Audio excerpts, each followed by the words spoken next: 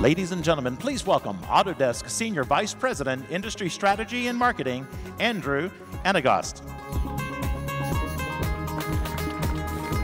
Good morning, everybody. Welcome to the first of 6 innovation forums. I hope these will be a crescendo of interesting ideas throughout the next couple of days, and I thank you for coming and joining us with the first one. This one's all about the reality of the cloud, getting in touch with what things are doing right now and how what's happening right now may affect the future. Now, we're also going to get to be guinea pigs on some of the technology that's going to be happening during some of the innovation forums. So I want to point out a couple of things. Right now I'm up there. I won't be up there for long. What will show up there is a sketch artist that is going to sketch out what we're talking about throughout the presentation. I'll show up over there eventually. All right, so that's step 1. And now, before we begin, step 2, we're going to do a little set of polling questions. So everybody whip out your phones. I'm going to do it with you so I can feel your pain. All right, so let's go to question number 1. Now, first, let's go through the instructions. You're going to text to 37607. You see it up there?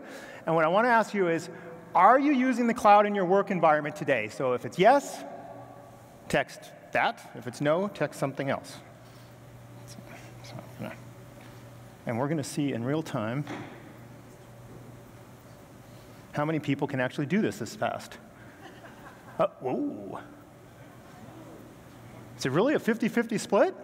Or did just 2 people respond? There we go. Fascinating. Very different from last year. Very different from last year. All right. Everybody done? You're now experts? The number's saved? Ready to go? Don't send any strange text to the number. All right. Next question, please. Are you concerned or have questions about cloud security? Oh.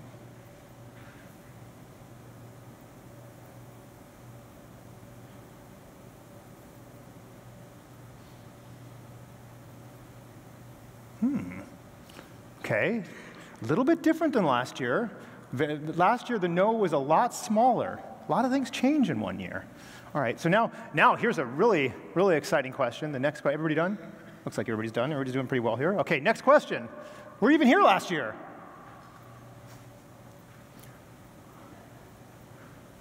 Oh, whoops, sorry a second. I'm behind. I think I was here. Look, I moved it.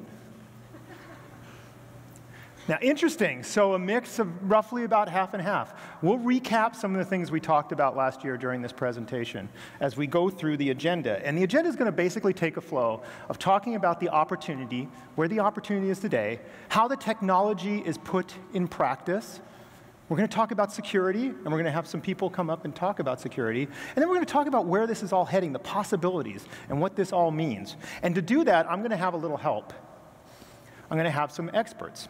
Our first expert is a customer, Scott Zimmerman, so he's an expert in getting things done. Our next expert, Teresa Payton, is an expert in cybersecurity and identity theft. And our last expert, Peter Leyden, is an expert in technology trends and where things are heading. So we're going to be able to talk through the technology, the security, and the possibilities all in the first hour as we get ready for the rest of the innovation forums.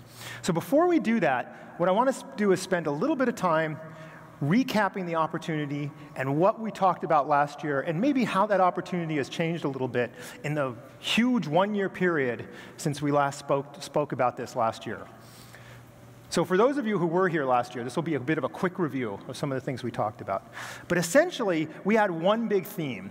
And we talked about the power of the cloud to help you do things you simply were not able to do before. And we had 3 basic broad categories we were talking into when we talked about it. The first was around better collaboration. And we talked specifically around collaborating with big data, really large data sets that were really difficult to get lots of people to access before, were really difficult to upload or continuously update and edit. So we talked about people working on one massive building model and everybody accessing it. And that's one of the things that the cloud can enable that you simply weren't able to do before. The other thing we talked about is, what does the nearly infinite computing power of the cloud mean for all of you in terms of how you do your jobs? And we touched on a couple of threads. We touched on visualization. We gave the example of an architect that used to do one visualization to show his client what the building would look like, instead shows up with a portfolio of visualizations that shows the entire design and even shows an animation. And they did it in less time than it took for them to produce that one image in the past. And we also talked about simulation, engineers getting dozens of possibilities all at once and having the computer decide which one might be the best. More and more possibilities analyzed all at once, simply not possible in the past. And all of this using tools and devices that can access the information anytime, anywhere. That was the big theme, and that's one of the things we talked about last year. Now, since last year, what's changed? What's moved forward? Now, a couple of interesting things have changed. One, since we talked last year, Apple has now become the most valuable company in history. Now, you might think that's mass hysteria. You might think that's completely justified. But you can't deny that a company that 5 years ago nobody would have thought would be the most valuable company in history is now the most valuable company in history. And they're doing it producing mobile devices like the iPhone I finally bought, the iPads, the iPad minis, and they have copycats now that are doing just as good and coming up with better ideas from Samsung, Amazon, and all sorts of others. So Apple's now the most valuable company in the world. In terms of IT spend, the public cloud environment is now the fastest growing, indisputably, space in IT. Public clouds, indisputably the fastest growing space in IT. Big change. And all of you, every single one of you, are using all of these things much more than you ever have before. Millions of new users every month touching all of these various devices. All of that has changed in a year. It's been a massive acceleration of some of the stuff we talked about last year. Big changes, big opportunity. Now, more importantly, what about what's going on in terms of enterprises, businesses, medium businesses, small businesses, big, huge businesses? I think we all know that Salesforce got bigger and badder. They're very much an accepted alternative for how you do CRM out there, and they're serious about it. I don't know how many of you have encountered Evernote, but this was actually an application that was designed really for consumers and people, but it's everywhere now. It's inside of companies. People are using it to track what they're doing. It's become not only a personal productivity tool, but a business productivity tool. So a pretty interesting change in a year. And now NetSuite is a serious contender in basically taking all your IT infrastructure to the cloud. So is the cloud real right now? It's absolutely real, and people are considering to do it for all sorts of things, and this is real, and this is happening. Now, when you bring this back down to earth for Autodesk, a year ago, we rolled out at AU Autodesk 360. We actually called it Autodesk Cloud then, and then shortly renamed it after that to Autodesk 360. So what's been happening here in this environment over that last year since we last spoke? A couple interesting things. First, since we last spoke last year, we've had 15 million users and downloaders of applications that interoperate with that A360 platform. And that's an impressive number. It's interesting. But the more impressive number is we're adding over 1 million every month. Over 1 million people are creating new accounts that access and touch the 360 environment. Pretty impressive numbers, pretty interesting statistics. But what's also happening is what they're doing with it. We've had over 1 million renderings done online. 1 million, and it's used 3.5 million compute hours. 3.5 million hours of compute for renderings. 1 million in a year. And we've had over 15,000 simulation jobs in just 3 months since we launched 360. So all of this is real. People are using these things now to do things they simply were not able to do before. So a lot has changed in a year, and that's pretty exciting. So let's hear what some customers have to say about their experience with A360.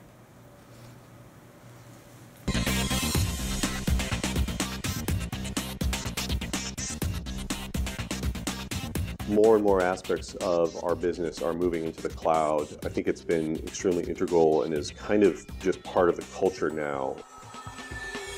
Autodesk PLM 360 allows us to bring together all the disparate software applications and have the whole thing sing as one. Every day when we're using these tools, we're finding ways to use the tool and implement a new deliverable or a new process that we never even considered or conceived. What the cloud means for us is faster turnaround for artists, shots looking better, the ability to expand with projects, the lack of big, expensive, depreciating hardware sitting around that we have to replace every 3 years. And by getting on board and learning to use it and taking the time to engage with it now, you're saving costs for the future and then getting the benefit as well now. I dread to think where we would be in the future if we didn't have cloud solutions that we use, and it's a place that I don't want to go back to. Cloud computing is not the future, it's here right now, and it's only going to help to expand our options and our opportunities moving into the future.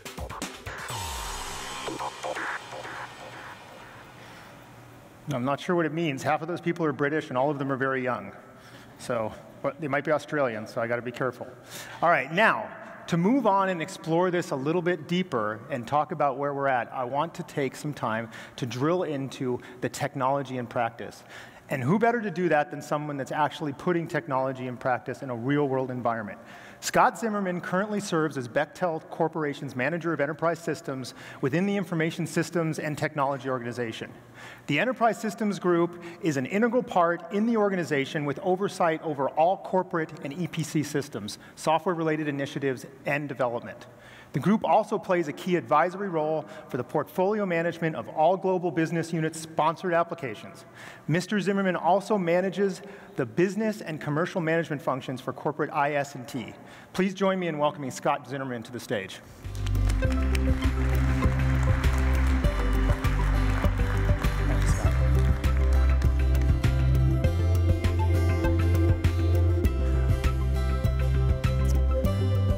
Good morning. I'm here to give an enterprise perspective on the reality of the cloud. And the first thing I'd like to tell you is that the cloud is real. And if you walk away with anything else other than these 3 points, I think these are 3 key things that you should remember. The cloud is not about one size fits all. The cloud is a journey. And the cloud is real. Before we go further along into our cloud experience at Bechtel, I'd like to tell you a little bit about Bechtel. We are an engineering, procurement, and construction company. We're typically ranked in the top of ENR's ranking of top contractors in the world. And to put it simply, we build really big stuff. There's a big dam just east of the city here called the Hoover Dam that we built in the 30s. We built the channel that connects the United Kingdom and France. We built the Hong Kong International Airport. And we built an industrial city in Saudi Arabia. We've been in business 115 years. It's a family business. 4th generation of the Bechtel family is currently running the business. And the 5th generation is actually actively working in the business. Been in business 115 years. And we've delivered over 22,000 projects around the world in 140 different countries. We have 54,000 employees around the globe. And in 2011, we did about $33 billion in revenue. So we're a big company, and the cloud is a very strategic asset for Bechtel. The interesting thing about us is that a construction company is not what you typically think as a fast follower in the cloud space. So enough with the numbers. 2 years ago, our chairman and CEO laid down a challenge to the IT organization. A challenge was to get our employees out of the offices and out of the trailers and into the field, because that's where the money is made. And here are some examples of what we've done in the past 2 years to enable our employees in the field with automation using our cloud foundation.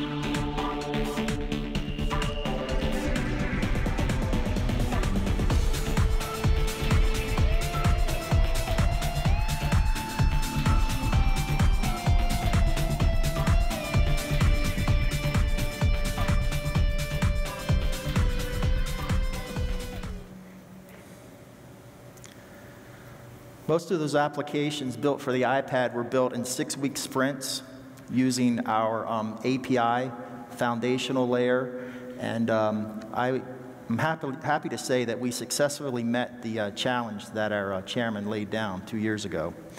So let's talk a little bit more about cloud and cloud at Bechtel. What is cloud? Well, cloud is really about getting the right information to the right people at the right time to any device, and that includes the kitchen sink. Our IT organization fundamentally solved the business challenge and shifted the way that we deliver services to the business. We're finding ourselves now at Bechtel not as much focused on hardware and software as we are with information delivery to any device. The final point I want to make on this slide is that the cloud is not just about technology. It's really about people, it's about organization, it's about process and procedure. And as we go through this, you'll find that as you go through your journey, your cloud journey, your largest barriers are typically the people and the process and not the technology. So let's talk a little bit about Bechtel's journey. Our journey actually began in 2002. We initiated a fairly aggressive cost reduction initiative within Bechtel and drove out about 30% of our ongoing operating cost in the IT organization. Now, we didn't give all that money back to the business. We actually used some of that money to reinvest and build what we call our private cloud. The private cloud at Bechtel is known as the Reinventors Network. It's a highly flexible and elastic environment built on virtual machines with very, very large pipes that deliver information to our project sites around the globe. In 2011, we've shifted our focus now from the construct of the cloud to what information can be delivered using our cloud foundation. Our private cloud now serves projects in just about every country around the globe and just about every function within our organization. And when you start to think about the information that you can deliver through your cloud environment, you really start to think about information differently, and you start to think about data differently. And you really start to think about data differently when you consider the fact that every piece of data in your ecosystem is addressable. And if you can open up that data through open APIs, the ability to enhance your business becomes endless. Our ecosystem, our information ecosystem, is made up of primarily thousands of suppliers and hundreds of customers and ourselves. We're basically an information factory. And coordinating that movement of data between supplier, designer, engineer, and constructor is a massive effort. And our cloud facilitates that movement of information in a very fast and agile manner. Our business is about speed. When we get a project, we're literally asked within months to stand up a campsite in a remote location of the world with thousands of craft laborers. And speed is of the essence when it comes to delivering these projects. We believe that innovation and simplicity provide speed. And we believe the cloud is the magic part of that formula that enhances our ability to deliver innovation and simplicity to the business.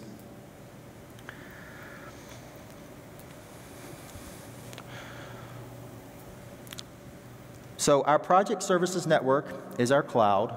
It's a private cloud, and we're starting to actually see public cloud applications show up in our environment. So I can tell you today that we were what you would call a hybrid cloud enterprise. The private and the public cloud enable quite a bit of project execution on a global basis. Most of the applications that we're finding on the public cloud today is really around collaboration, social, and certain IT tools. I think over the next 3 to 5 years, you'll actually start to see more and more enterprise applications move out into the public cloud environment. It's all about speed, it's all about time to delivery, it's all about getting projects stood up fast, and it's also about demobilizing fast. The cloud really facilitates that for us. So, the cloud's built, we have our information delivery in place, and now it's all about focusing in on getting the right information to the right people at the right time in the right location.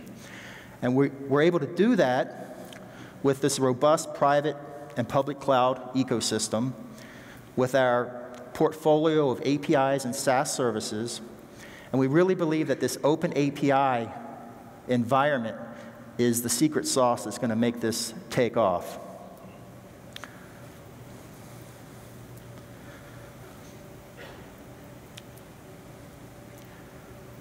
Mobility, cloud, and APIs will be a game changer for Bechtel. It's already shown how we can get information and information workers out of offices and out of trailers and onto the job site. We're already starting to see how new work processes are actually starting to emerge because folks now can do their compute work, their information retrievals in the field, on smartphones, on tablets.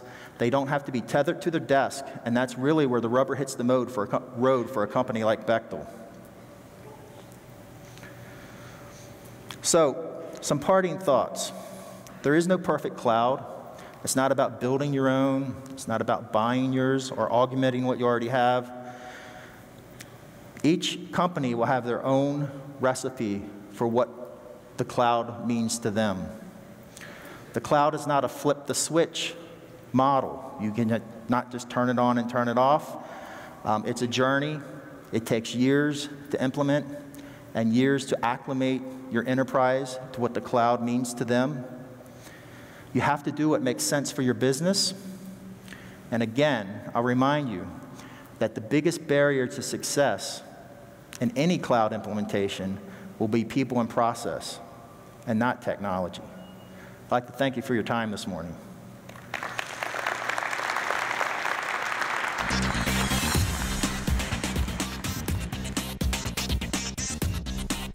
We're moving all of our data into the cloud, moving all of our infrastructure usage into the cloud, which has brought us significant benefits immediately. We can go from having 0 computers on our render farm to having 400 or 500 8-core machines within literally 10 minutes. Anybody looking to lead the building industry is going to need to take advantage of these huge gains in access and power if they want to move their projects forward. For our engineers to be able to go out on site and to get the customers to actually sign off the project there and then using a tablet, it's a really powerful tool for the business, and it moves lots of processes forward for us a lot quicker than the old ways. What using the cloud allows us to do is kind of become a big studio and in an instant. It's really been a big game changer for our ability to operate as a business and be competitive in a very changing marketplace.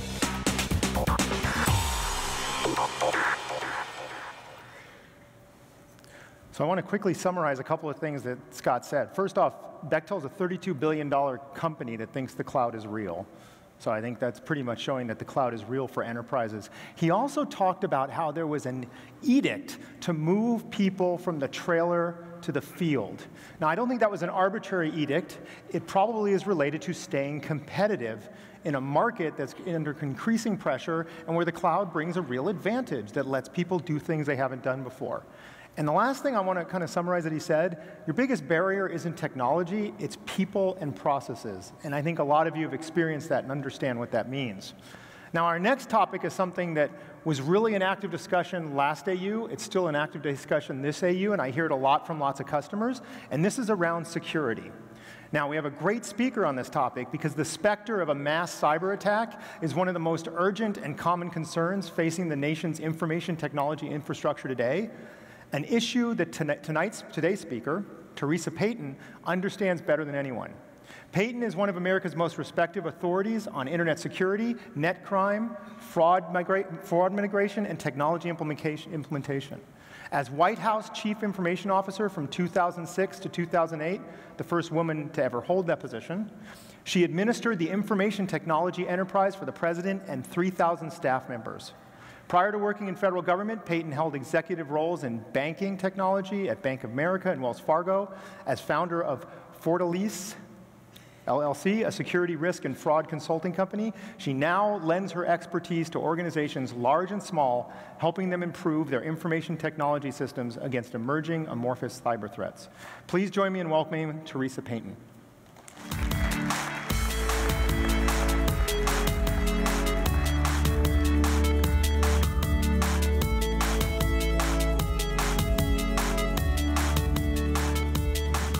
Good morning. So I think it takes a lot of guts for a vendor company to bring a security person in to talk about security in the cloud, don't you?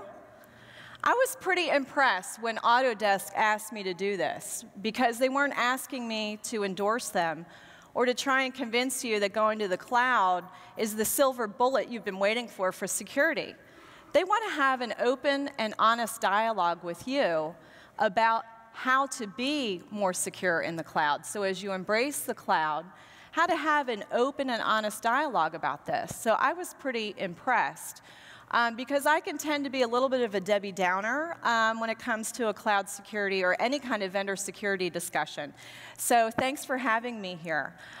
We had a visual poll earlier through texting, and I'd like to do one more visual poll. And for this poll, I'd like everybody to just go ahead and stand up. Doesn't that feel good to stand up? Okay, drop and give me 50. No, I'm kidding, I'm kidding, I'm kidding. But I might ask for that later. What I'd like to do is, for those of you who have embraced the cloud, and I'm going to define that as 50% or more of your enterprise applications are now either in a private, public, or hybrid cloud, you get to sit down. Okay, take a look around. Okay, so for the rest of you standing, for those of you who have sort of slowly started to embrace the cloud, maybe you have roughly 10 or more enterprise applications are now either in a public, private, or hybrid cloud, you can sit down. Okay, so take a look around again. And so the rest of you standing, what are you waiting for? No, I'm kidding. No, and so for the rest of you standing, for those of you still standing, if you have a 12 to 18-month strategy to move at least one more feature or one feature to the cloud, you can go ahead and sit down. So this is where your benchmark, your peer group is, and the rest of you don't have to stand for the rest of the presentation. You can sit down too. Okay, so so I got the talking points, just so you guys know. I'd like to walk and talk off stage, even though I'm clearly vertically height challenged. And I will be doing that because it's important for me to make sure that the message is resonating. We have about 30 minutes together, but I don't want the conversation to end here. I'm around the whole rest of the day. I think there's a lunch, and I think sometimes eating's overrated, so I'm happy to talk to whoever wants to eat, talk during lunch. I'm happy to do that, or catch me on any of the breaks. I also have my contact information at the end so we can keep the dialogue going. But I want to talk to you a little bit. I'm going to go, Mr. Camera, I'm going to go off stage here. Because I got to make sure that the message is getting around, and I got to make sure that I hit all the burning issues. Because I don't know about you, but by the time you get done here, you're going to have had a lot of great conversations and a lot of great ideas, and you're going to go back to the office and have, I don't know, 500 emails? How many meetings are you going to have? And you're going to have a hard time remembering everything we talked about while you were here. And so I want to make sure, if there's a burning issue, I've got prepared remarks, but if there's a burning issue you want to make sure I cover, you simply got to walk out of here with it. I want you to, raise your hand or do a shout out and let me know what that is to make sure I cover it. So does anybody have kind of one thing you've got to walk out of here with in the next 30 minutes for this to be a good 30 minutes? Or do you just want to sit back and relax? I actually call on people if I don't get a question. Anyone? No questions about security. Everybody's cool? Yes. The largest risk going into the cloud right now. So I'm going to write that down and make sure I do cover that. And I've got one more on the other side.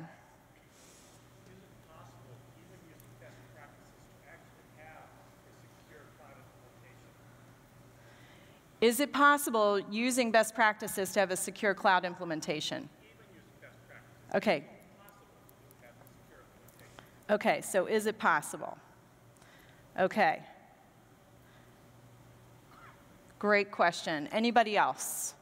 I've got one up here. Yes? What are the implications of national data protection? National data protection legislation. Oh, great question. Is different in every country? Yes. I am going to cover that a little bit. I am going to cover that.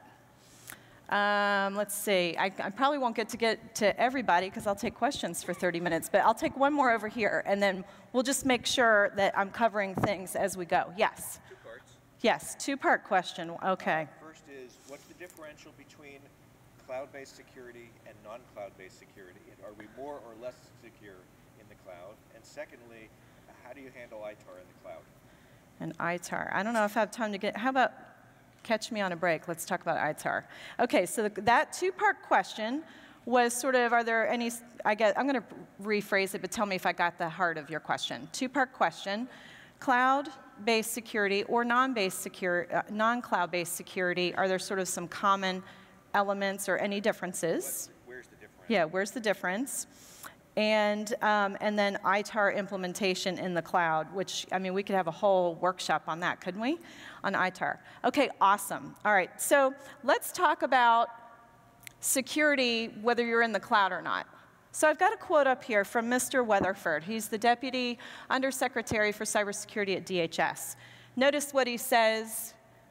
Despite the firewalls and layered defenses, we're not keeping the bad guys out, is basically what he says, okay? You can't do this on your own, folks. FBI says there's basically 2 types of companies right now. Those who've been hacked and those who don't know they have been, okay? I'm paraphrasing, but several executives have said that, and I agree with them. And so I believe, now there's been some missteps in cloud, which is why you have a good reason to be nervous about security in the cloud. And can your intellectual property, can your digital assets be protected in the cloud? You have a right to be concerned about that.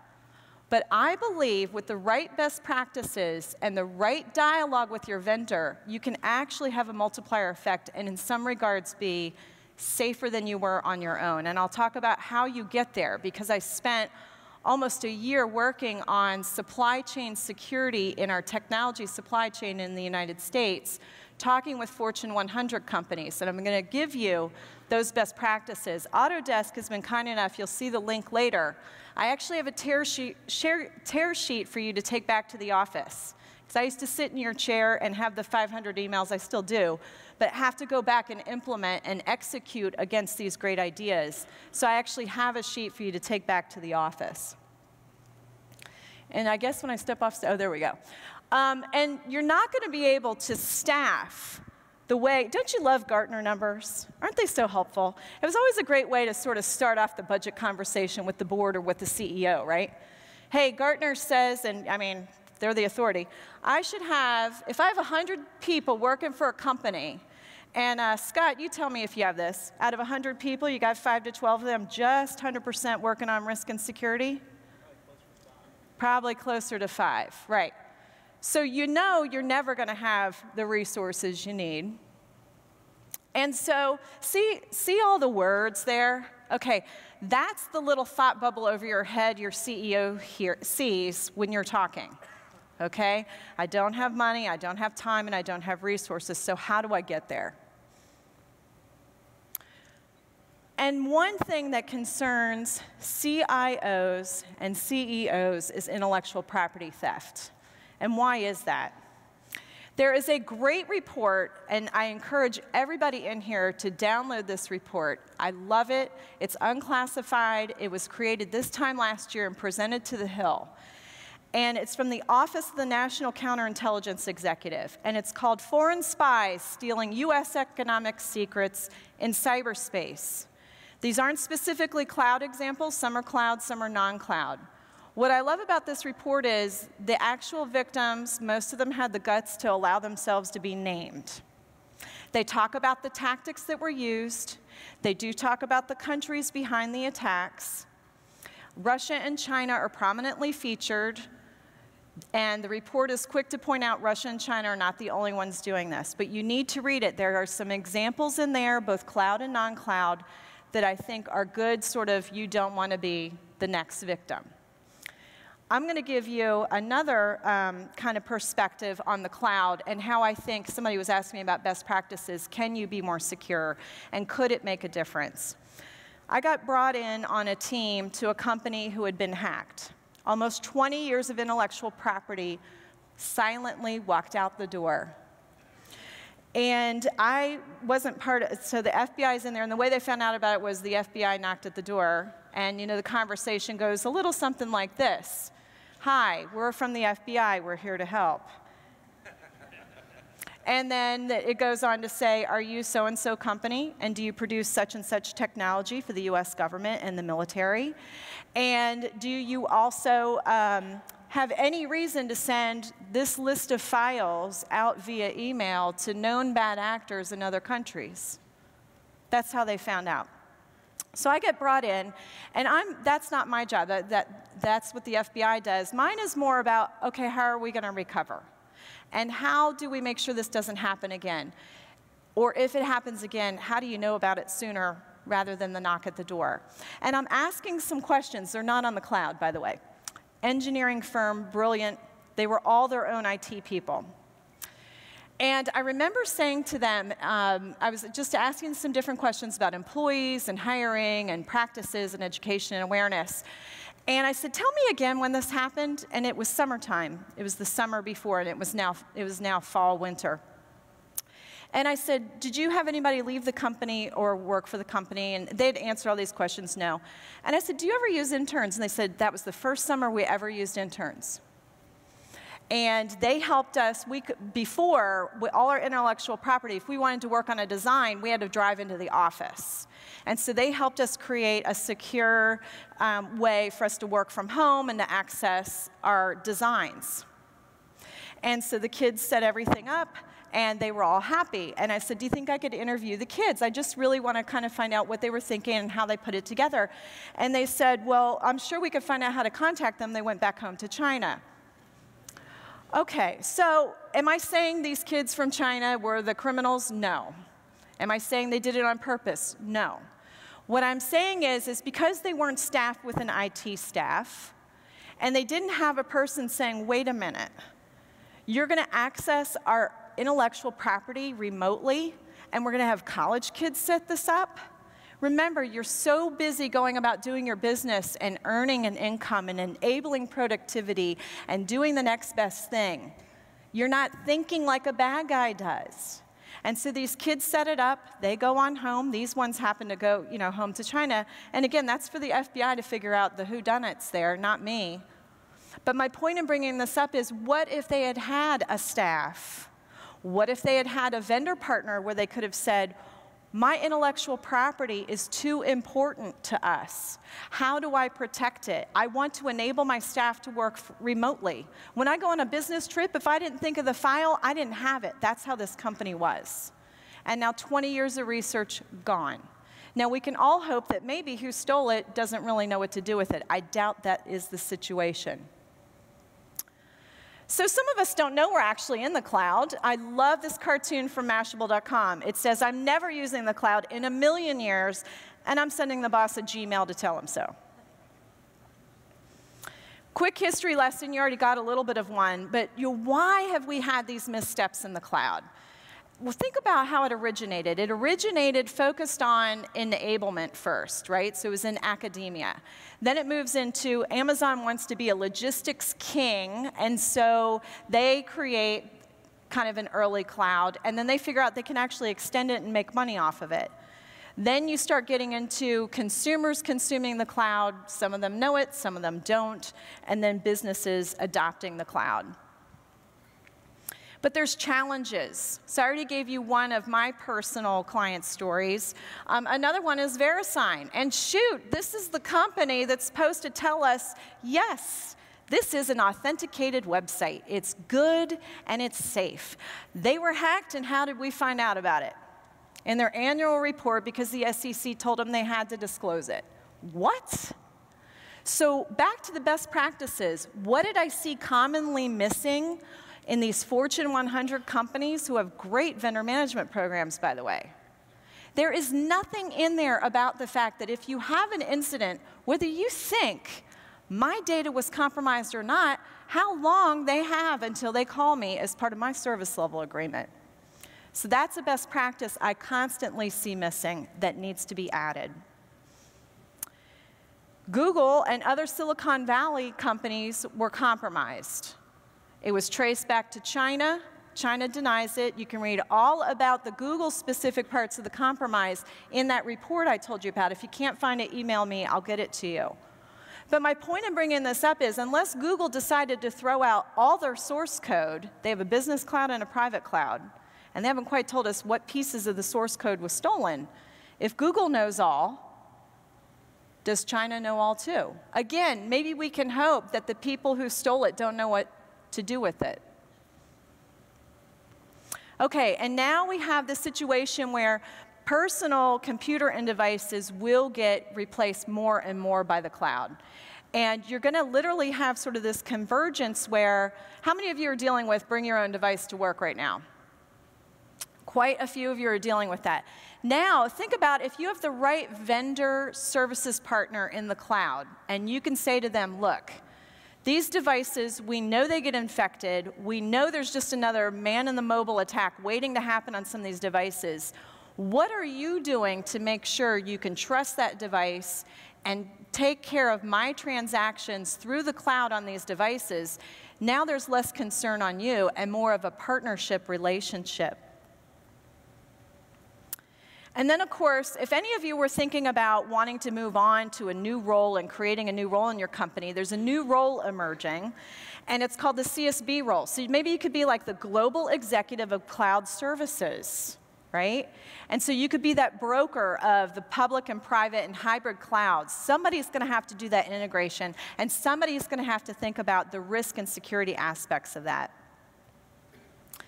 By 2015, and we all know this happens, we know that technology typically has to enable productivity, be a revenue generator, or be a cost cutter, or a little bit of both.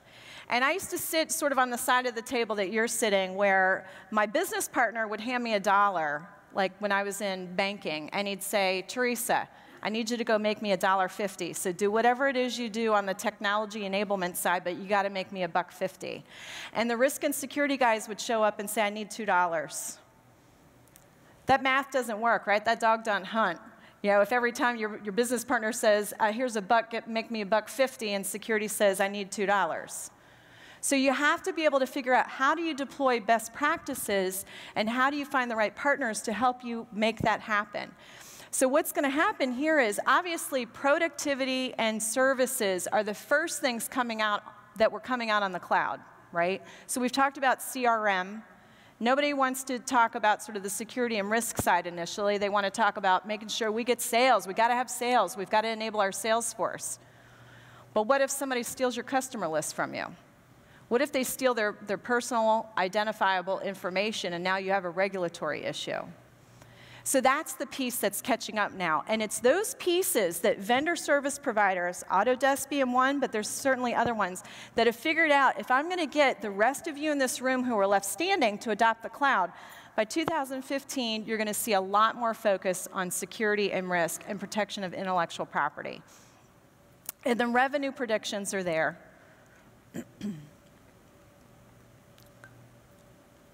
All right, so we're going to get into the tear sheet for back at home in the office. This is the link. You'll see the link more than once, so if you don't get to write it all down as I'm moving along, you'll have another chance. So a couple of things I want to point out to you. This is not the entire tear sheet for the office because it would have been an eye chart for me and for you.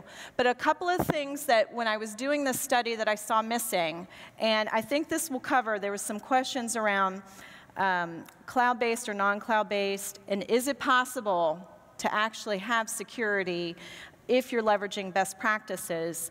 And then this will also cover some of the questions around national data protection. 51% of CIOs cite security as their greatest concern regarding their current or planned moves to cloud computing. One of the things when I sit down with an organization and we talk about whether or not they're moving to the cloud, we'll actually talk about, well, what do you do? What are your hiring practices? Do you do annual security education and awareness? Do you test people on that? Do you trust but verify? Do you actually kind of have somebody test your employees to see if they actually remember the rules? You know, are you able to either with you'll be amazed with a British accent or a Southern accent how you can sweet talk people out of their user IDs and passwords. It's amazing. So how much of that are you doing? And then set that baseline, and that baseline translates over to, hey, this is the minimum pay to play for vendors. And so one of the things that I saw as far as kind of leading companies on the leading edge of adopting cloud with their vendor services providers, they specifically in their cloud contracts asked for bare minimum guidelines for security. So they asked what their hiring practices were. They asked if they also outsourced to other cloud providers and what did they hold them accountable to. They set service level agreements around data breaches. If you know for sure it's my data, it's obviously a much faster response time and escalation path. If you just kind of had one but it didn't impact me, it's a different escalation path, but I'm still going to be alerted. Obviously under NDA, obviously I'm not going to run and tell the competitor, but I'm still going to be alerted. So some of those things need to be built into the contracts. Contract frameworks. Gartner says most outsourcing contracts fail to cover security adequately, and I agree with them after reviewing these contracts. Insider threat programs. This is really important and critical to intellectual property protection. One of the big challenges in some of the cases where cloud security providers were breached and there was an issue was an insider threat issue. So you want to ask your vendors that you are doing business with, what does your insider threat program look like? A couple more things I want to highlight for you, and then my time will be up. This one is, I always say, hey, look, guys, I know you're in a moment of bliss when you're signing that contract with that cloud services provider, but eventually you will break up, and you need a prenup. And this gets back to sort of the best practices and some of the questions you were asking about cloud and non-cloud. Two things to think about with data. One is if they go bankrupt or you split up, how are your digital assets protected and how do you get them back? The second is, and this is a legal thing, and this is sort of a piece I need you to ask your vendors as well. Courts are a little confused right now. And so when there is a subpoena for data that may involve either your company or a client of yours, and they go to a cloud services provider with the subpoena, they may literally hand the data over and tell you after. Now, I'm not saying you have anything to hide, but we all know that if your data had still been in-house, they would have come to your company with a subpoena, and your general counsel would have gotten involved and said, well, we have these are our obligations to our clients, and they would have negotiated down to very exact data elements that would have been passed over. And so you need to make sure you have sort of that, well, whose data is it anyways, and how is that going to work? So make sure you've got that prenup. And then the next piece that I want to just bring up to you is a whole thing around, and I'll go to the next slide on this one, is a whole thing around, one more, your data map. So if you think about the White House and you think about Secret Service, and I don't mean Secret Service off in foreign lands with prostitutes. I'm not talking about that. If you think about the Secret Service, which their duty of care is to protect who? Who is the Secret Service supposed to protect? President and Vice President. Why? Why do they have that job? To protect our Constitution, its continuity of government. And so there are 3,000 or so staff members that support the Executive Office of the President. Can the Secret Service take a bullet for the President and the Vice President if they're worried about the other 3,000 staff? No. But by nature of being close to the President and in proximity to the President, could you potentially be safer because of the practices to protect the President? Yes, people are asking for IDs. Bad guys see big guys with guns. There's barriers, there's barricades, there's different types of things that are obstacles that get in the way of the bad guys. The problem is, whether you're on the cloud or not, one of the challenges you're having as a company is you're trying to protect every digital asset. You don't even know when your data is born, you don't know who holds it, you don't know who clones it, and you don't know when it retires. And that is a very overwhelming undertaking to think about that data map, but you cannot protect that which you do not have line of sight, which is why the cloud makes you nervous, isn't it? It makes you nervous because you don't have line of sight. You didn't hire those people, you don't see the technology, you don't know. Well, in some regards, you'd be better off going to the cloud because you could at least ask them these questions and hold them accountable contractually, because you'll probably never get the resources and the staff to do it all in-house. So I would challenge each of you to have a staff meeting and do two things in this staff meeting. Number one, try and reach agreement on 2 digital assets that if they were destroyed because they were stolen or deleted or compromised, that your company would cease to exist. See if you can gain agreement on 2. That may take more than one staff meeting. I'll be honest with you.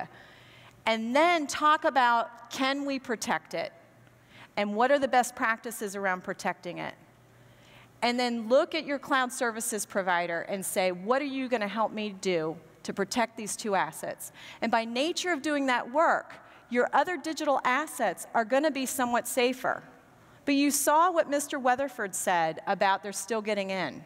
They're going to get in. And so instead, we have to have a strategy around being focused around protecting those assets and then coming up with, that's the second part of your staff meeting, the recovery plan. Practice an incident where you literally say, today we lost one of our digital assets. We lost POTUS today, President of the United States. So whatever your President of the United States asset is, we lost POTUS today. Okay, everybody, what are we going to do? Now, I facilitated several of these sessions for clients, and in one of them, we spent 40 minutes of a 1-hour staff meeting looking at the lawyer saying we couldn't do anything.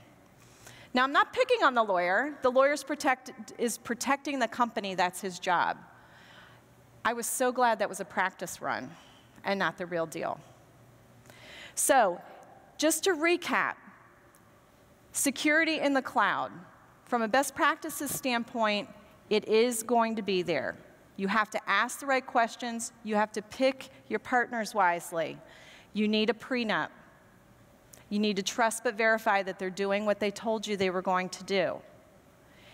Everybody is penetrable, okay? RSA, Symantec, VeriSign, they've all been hacked. It could happen to your cloud services provider. It could happen to you. The key is, what guidelines do you have around your top 2 digital assets?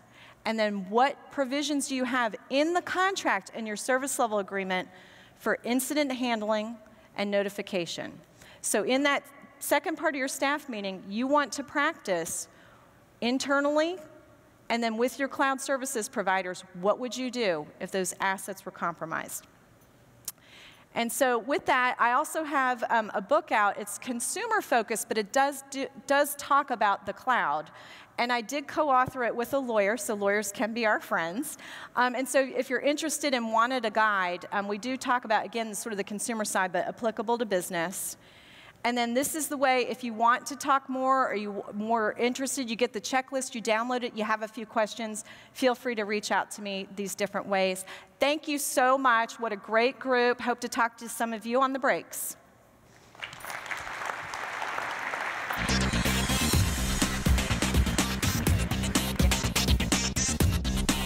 We are looking at the cloud as the more reliable way of working. It takes away the pressures of security and infrastructure. Cloud technology is proven technology. I think the cloud is a safe and secure way to store your data and to run computations on it. To me, it's not even an issue. I'd like to think people trust the cloud more than email or putting a thumb drive or a couple CDs in a FedEx envelope and mailing them. By using a cloud-based system like Autodesk Build 360, we can hand that problem over to Autodesk and basically let them deal with it. It really just makes the whole collaboration process easier and smoother. There aren't as many bumps in the road as there used to be. The experience is so seamless, between how the data management happens to how you look at your renders when they're in progress. Now, internally, we would have been able to achieve secure, reliable service, but it would have taken a lot of work to get that level as high as we needed to be. The level of security that exists in the cloud may often exceed the level of security that exists behind a company's firewall.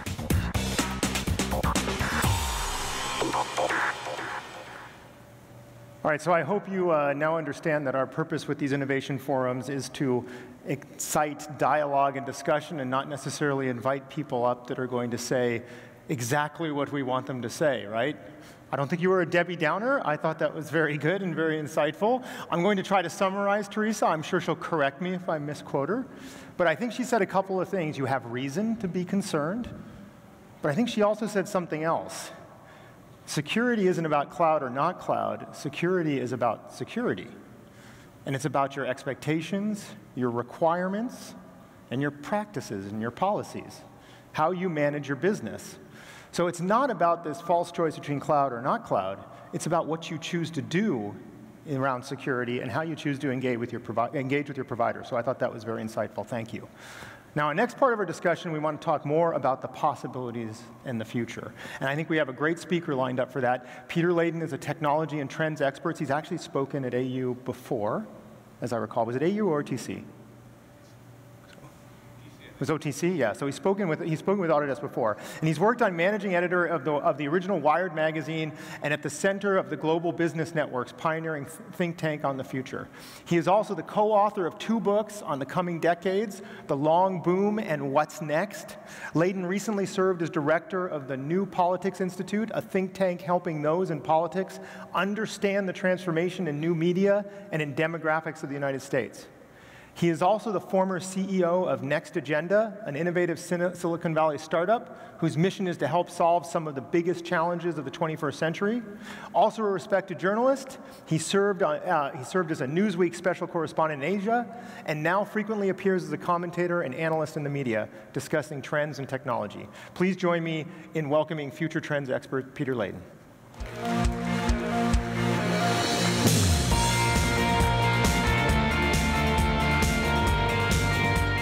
Thank you very much.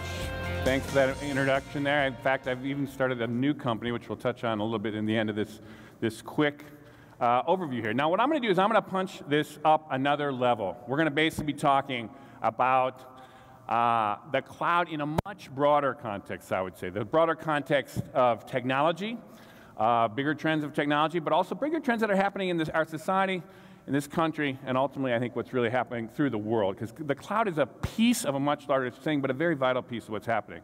And I think to start that, I want to kind of get us back. A lot of you are kind of rooted in digital technologies. You get the kind of basics of the computer revolution, the digital revolution. But it's worth reminding ourselves of a couple of the key driving forces that have a lot more power to them, which are going to have a lot more movement ahead. And the one is, in fact, we've got this kind of classic Moore's Law situation where we have computer power doubling every 2 years, and in fact dropping the cost of computer power. Now, the reason this is really important is that even in the 30 years from that first Apple II there, where a megahertz costs about $5,000 in today's dollars, 30 years later, you got 2 gigahertz or 2,000 megahertz, and in fact, you've got computers that are 10,000 times more powerful or 10,000 times cheaper. Now, this dynamic has another about 10 years till we get to this so small that it's starting to actually get to the atomic level, and we're going to start choking this off, but there's workarounds even there. But the idea is that these computers are getting insanely powerful. So if you went back to that same period of that Apple II, that first PC, you'd essentially get a supercomputer, which at those days, if you measure it by megaflops, you had about 150 megaflops for $31 million. That's basically what's in the iPad 2 right now. In fact, it beats it. And that flipped that chip into the iPhone 4. And so we've essentially got $31 million supercomputers, which are going to keep doubling in power for about the next 10 years. So think about the first, at the core level, these are getting to be insanely powerful tools. The second thing online we forget about is the context of how we're wiring this whole planet up. All these chips getting connected up together. So here, if you just go back 10 years, or the turn of the century, remind ourselves, only 31% of North America was online. It's crazy. We think, oh yeah, everyone was online, right? And look at the rest of the world, nothing basically. This is 10 years later. In fact, we've got about 80% of North America online, but look at the Middle East, is that the 30% that in fact the US was 10 years before. And what happens, of course, we got the whole conflagrations happening with the revolutions there. But the point is, there's still a lot of running room left. So if you look ahead here, right now, in the next 10 years, right now we've got about a third of the planet online. That's where we're at. Interestingly enough, we got about 75% of people on the planet have cell phones right now, which is astounding, thinking that most people in this auditorium maybe 15 years ago probably didn't have a cell phone. But what's clearly going to happen in the next 10 years, you can just bank on it, is we know that those phone connections, the kind of audio phone connections will continue through every spot on the planet, and everyone will get these except for a few destitute people. On the backs of that, we're going to run the internet, 3G level kind of internet on that. And on the backs of that, you know what's going to happen is the broadband 4G or equivalents are going to go on that. So within 10 years, you've essentially got the entire planet connected up in the way that we basically, in those early wired days, when we first were kind of preaching the digital revolution, was essentially the promised land. Now, these are the two. This is essentially the foundational platform of the cloud. That is still a process in getting built out, but one that's getting pretty damn robust. So when you really get down to what the fundamental advantages of the cloud, not the specific applications, which they were basically laying out beautifully before me here, is there's two really fundamental things that are going on here. Is that the cloud allows you essentially to connect your very powerful phone or computer to tens of thousands of these powerful computers. And so like the basic way to think of the cloud is Google. Google essentially is one of the first applications of really using the cloud very powerfully in the kind of really fundamental sense. Because it was essentially saying, hey, we don't have to take a supercomputer where we had all the calculations going inside one brain, essentially, of a computer. We said, hey, what if you parsed out, broke up a problem, distributed it to kind of a network of computers, and through lightning-fast telecommunications, parse out the problem, pull it together, and boom, get it much faster. In fact, that's server farms. That's what you see here. And that essentially is allowed to scale. So then you just keep connecting computers, and you keep getting actually more and more powerful computers. So that's when we talk about this insane computer power that you get through the cloud. That's what you're basically watching right here, only getting better too. The second thing, when you think about data, if you put that one back 1 second. When you think about data, just think of the basics on data. There's data, there's your company data. But again, just to put it in very realizable form that you can all relate to, think of video. Video is essentially, YouTube is essentially, and all video is a function of the cloud. And that's because the density of video information is so dense that you couldn't put them on the phones, you couldn't put them on servers that were just individual servers. You had to basically stitch them together in these great clouds. And so what happened is you had this thing where YouTube goes from not existing in 2005 to leveraging the cloud. They're sending off 4 billion videos a day. 4 billion videos a day. There's only 7 billion people on the planet right now, just to give you a sense. And if you flip it around to uploading, what are they uploading to? They're uploading to the cloud, right? And right now we are uploading 48 hours of video every single minute here. And to put that in context, in a month, we put more video in the cloud than essentially all television stations in the entire world combined for 60 years. That's data, that's storage, and that's just one glimpse of the level of data we're going to be putting into insane cloud up there. That's, again, only going to get bigger and bigger and bigger and bigger at a very breakneck pace. Now, you guys are kind of geeky on this, so this is an interesting one. This is traffic on the backbone of the internet. From the earliest days when the web didn't exist here in 1990, in the early wired days, by the middle 2000 there, half of all internet traffic was web-based. Look what happens in 2005, that blue. That's video. Already by 2010, half of all traffic on the internet is video. And Cisco basically projects that by 2015, halfway through this decade here, 3 years ahead, we're going to have 90% of all traffic on the internet is going to be video. And what does that mean? That means sucking down from the cloud video. That's essentially a very practical way of saying the kind of leading edge of what the cloud really means. Now, what's really starting to open up, and this starts to affect your kind of space, is we're starting to get the two-way video going. By already 2010s, there was 500 million people using one-to-one Skype. And now what we've watched is all the biggies in Silicon Valley are essentially doubling down on group video. Apple's FaceTime up to 4, Skype now gets up to 10, Microsoft buys them for $8 billion last year, and Google now has come up with this Hangouts up to 10. And of course, you got WebEx and GoToMeeting and all this is happening. This is a very big development here. This is a very big development, and I'm going to talk about why that is. So why does this stuff matter? Why does video and ultimately the cloud really matter in how we do work? And let's just talk about here. I'll give you 1 second here. Let's shift. Let's type this out.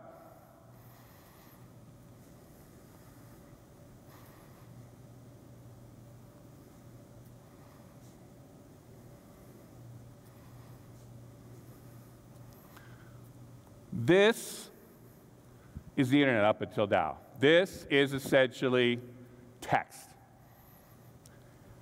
You can't see the complexity of, you can't see if I'm really smiling. You can't see if I'm sweating a little bit. You can't see if I'm nervous. You can't see if I'm hiding something. You can with my face. We spent 1 million years figuring out how to communicate complexity over face-to-face communication, and up until now, the internet hasn't been able to really handle it, until now. And so this is really a big shift. There's tons, because it opens up tons of things of human interaction to video that you could never have done. Now, could you have explained through email how to basically do that breakdance, or how do you get transition from that move to that move to that move? No, you do it through video. That's why you have an explosion of how-to videos, right? It's like opening up huge chunks of what we actually do as human beings. And the one that's really starting to affect is work. Because what's happened in the last, alongside all this development of the backbone of the internet, every device now is getting these baked-in embedded cameras. So everything now has the embedded cameras. We have the broadband now, as I've mentioned, that's starting to open up these channels of video. And so you start to do serious kind of collaboration. And in this, I would actually point out the developments at Google Plus here, where yes, they're competing with Facebook as a social media group, but really what Google is looking at is they're making a bigger play here. They're saying, how do we actually we're going to marry that to the ability to get 10 people face-to-face, marry that to the ability to start to work in the cloud through documents seamlessly, and that's where you start to get more effective collaboration. That essentially is replicating what you got here in a cabinet meeting. All serious work gets done, face-to-face meetings, working on collaborative documents, looking people in the eye, negotiating, arguing, calming people down. That's what happens. It doesn't happen through flame wars over text. It happens in the face-to-face realm. This is now virtualizing. This is now going to the cloud. And this is how all the work that you do somehow can connect to that level of sophistication.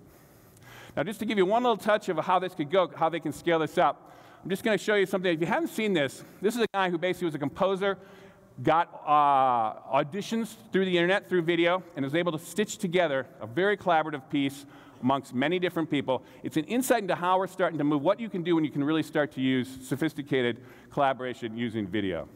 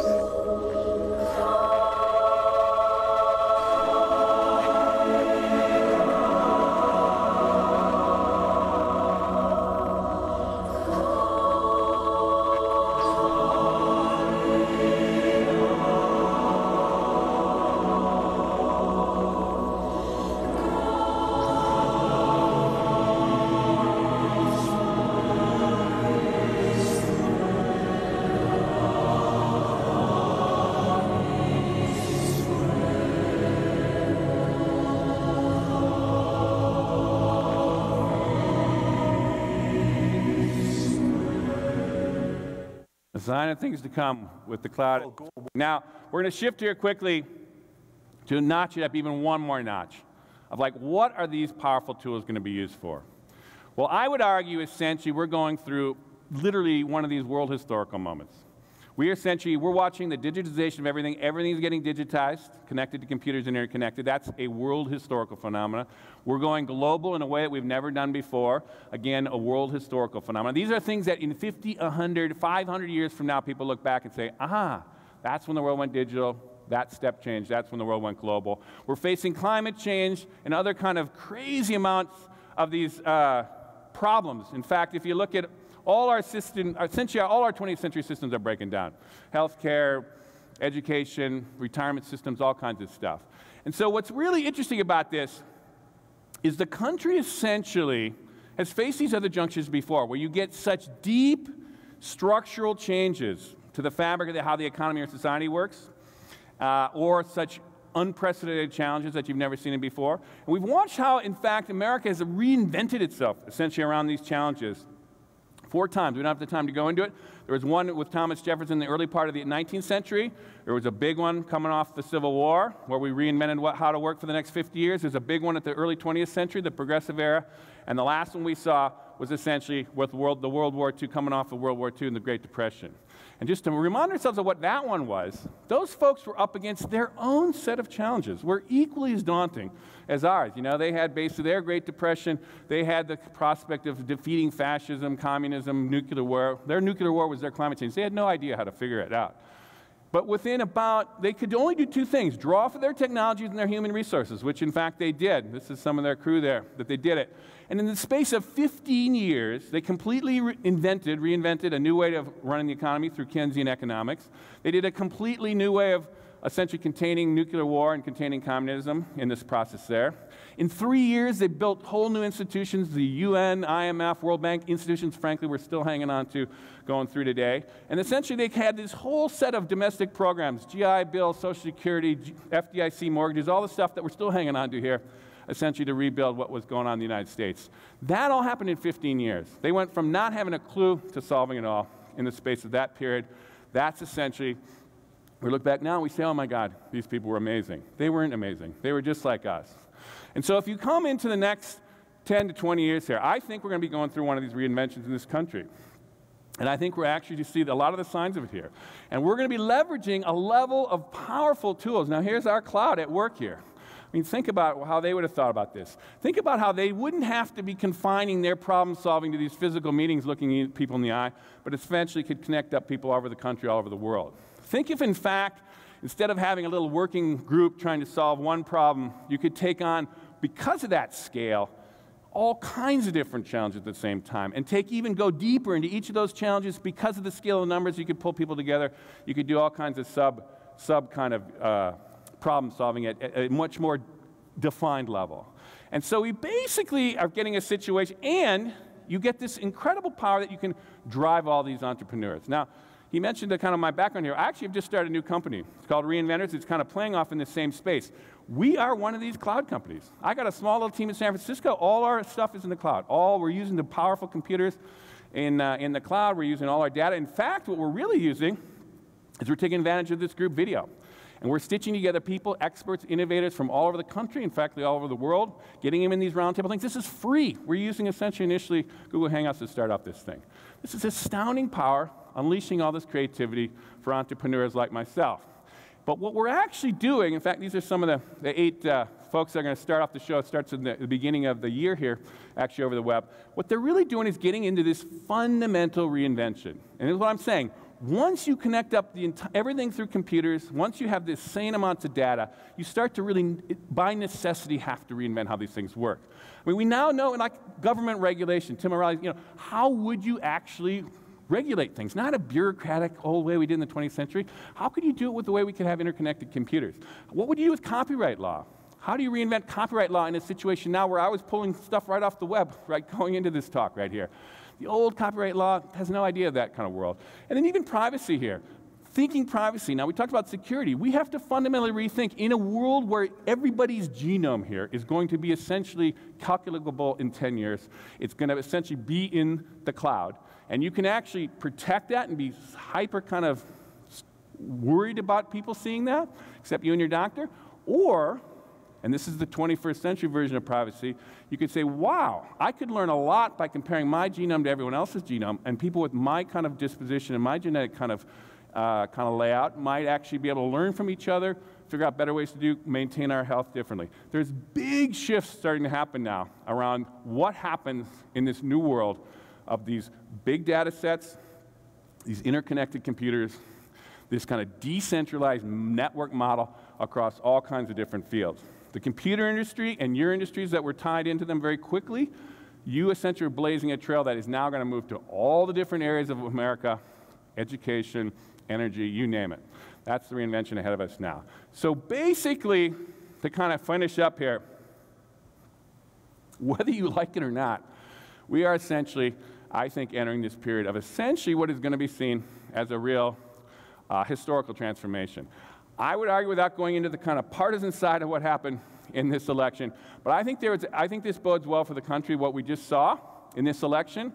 And I think one of the things that we saw, which is a longer story, was essentially big data and the cloud applied to politics.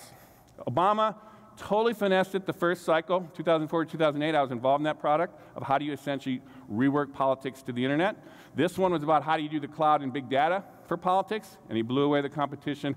And now I think he's going to apply this with his teams much more thoroughly into governing. How do you start to use the computer models essentially that are cutting edge and apply it to government? I know for a fact in most of the departments he's got really techie crews, kind of well-poised in most departments, and he himself and the people that got him elected really know technology. So I would say hang on for what you're going to do with it. Now the thing is, it's not going to be about Obama, it's going to be about all of us.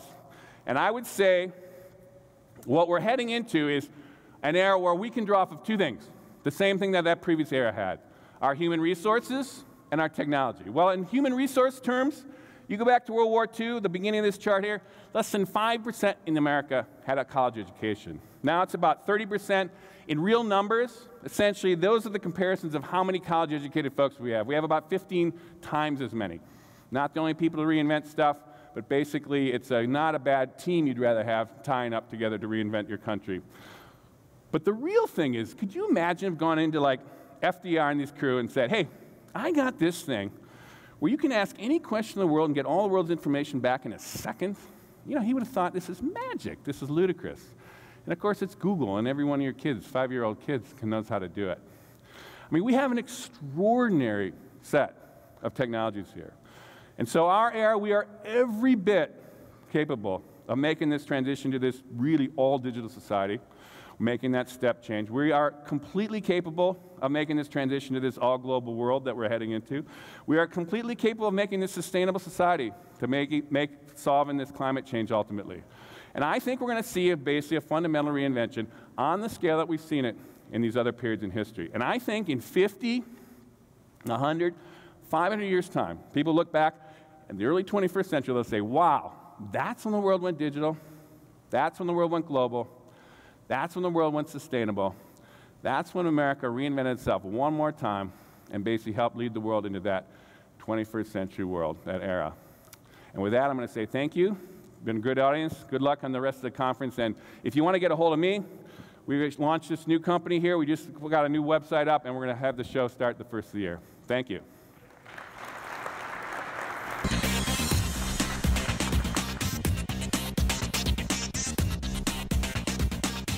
Cloud technology is really taking us to the next level and allowing us to collaborate with people in different cities and even in different countries.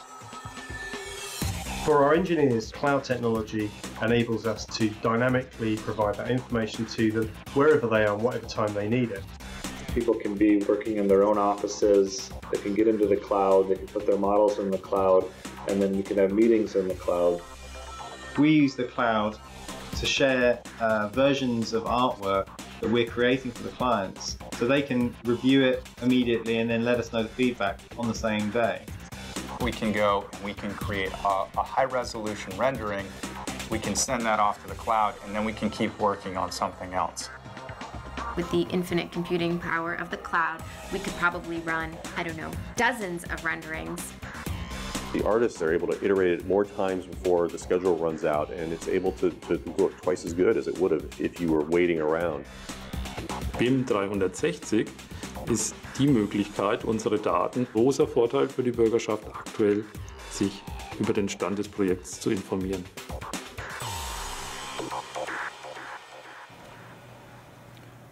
Now, I think possibly appropriate to the content you just heard, I want to point out that we have 500 people watching this session online right now by streaming video. So let's all say hi to the 500 people. Hello, 500 people watching us. I hope you enjoyed this. Now, Teresa helped me summarize that presentation, which I had no idea how to summarize, but I'll summarize it this way. The cloud is allowing you to digitize everything and basically reinvent your lives.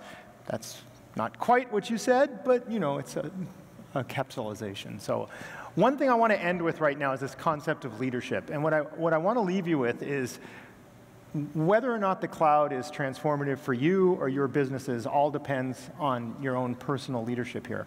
I can tell you at Autodesk, my boss, Carl Bass, is certainly taking a leadership stand on what the cloud means for how we build, design, and deliver software to our customers and what we envision we can do for our customers. So we're taking a real leadership standpoint internally at Autodesk about what we're trying to do to be leaders in the cloud.